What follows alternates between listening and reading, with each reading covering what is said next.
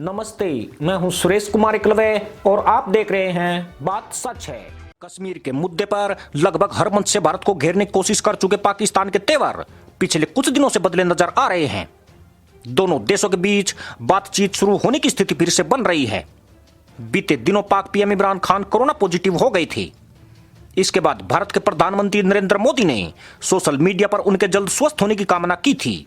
एक रिपोर्ट में दावा किया गया है कि दोनों देशों के बीच बातचीत में मुख्य भूमिका संयुक्त अरब अमीरात निभा रहा है। इसके लिए एक रोड मैप तैयार हो चुका है। संभावना है कि इस रोड मैप से दोनों देशों के बीच स्थायी समाधान निकल सकता है। फरवरी के अंत में भारत और पाकिस्तान की सेना में डीजीएमओ लेवल की बैठक हुई थी। तब हॉटलाइन पर बात करते हुए दोनों देश 2003 के सीज फायर समझौते का पूरी तरह से पालन करने पर राजी हुए थे। यूएई ने इस डेवलपमेंट की जमकर सराहना की थी और 24 घंटे बाद वहां के विदेश मंत्री शेख अब्दुल्ला बिन जायद भारत की यात्रा पर पहुंचे थे। रिपोर्ट के मुताबिक 26 फरवरी को नई दिल्ली पहुंचे यूएई के विदेश मंत्री और भारतीय विदेश मंत्री एस जयशंकर के बीच रीजनल और इंटरनेशनल मुद्दों पर अहम बातें हुई थी। बंद कमरों में हुई बैठक में पाकिस्तान और भारत के बीच रिश्ते सुधारने को लेकर बातचीत हुई थी। विदेश मंत्रालय के अधिकारियों की माने तो दोनों देशों का सीज फायर समझौता बहाल करना तो सिर्फ शुरुआत है। अब तेजी से भारत और पाकिस्तान संबंध सुधारने की दिशा में काम शुरू कर देंगे। रिपोर्ट के मुताबिक अब पाकिस्तान नई दिल्ली में तो भारत इस्लामाबाद में अपने राजदूत को फिर से नियुक्त करेंगे। 2019 में कश्मीर से धारा 370 हटाने पर पाकिस्तान ने कड़ा विरोध दर्ज कराया था और नई दिल्ली से अपने राजदूत को पाकिस्तान बुला लिया था।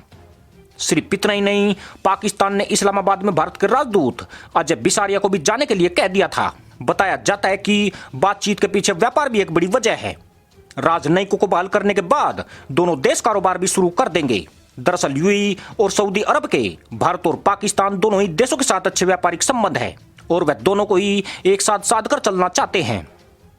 करीब सप्ताह भर पहले पाकिस्तान के सेना प्रमुख जनरल कमर जावेद बाजवा का एक बयान सामने आया था।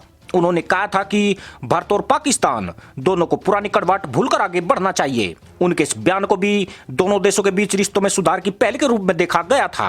नवंबर 2003 में भारत और पाकिस्तान की सरकारों ने एलओसी पर सीज फायर एग्रीमेंट किया था, जिसके मुताबिक दोनों देशों की सेनाएं एक दूसरे पर गोलीबारी नहीं करेगी। 3 साल तक यानी 2006 तक दोनों तरफ से इस सीज फायर को माना गया था, लेकिन उसके बाद से पाकिस्तान ने लगातार सीज फायर का उल्लंघन किया, जिसकी आड़ में एलओसी के करीब बनाए गए आतंकी लॉन्च पैड से घुसपैठ की न सिर्फ कोशिश हुई बल्कि पाकिस्तानी सेना ने घुसपैठ करवाने में मदद भी की है। राजधानी दिल्ली में सिंधु नदी जल मामले पर 23 और 24 मार्च को बैठक होनी है। इसमें सिंधु जल के बंटवारे पर चर्चा होनी है। ये बैठक हर साल होती थी, लेकिन भारत के कश्मीर से धारा 370 हटाने के बाद बैठक 2 साल स्थगित रही है।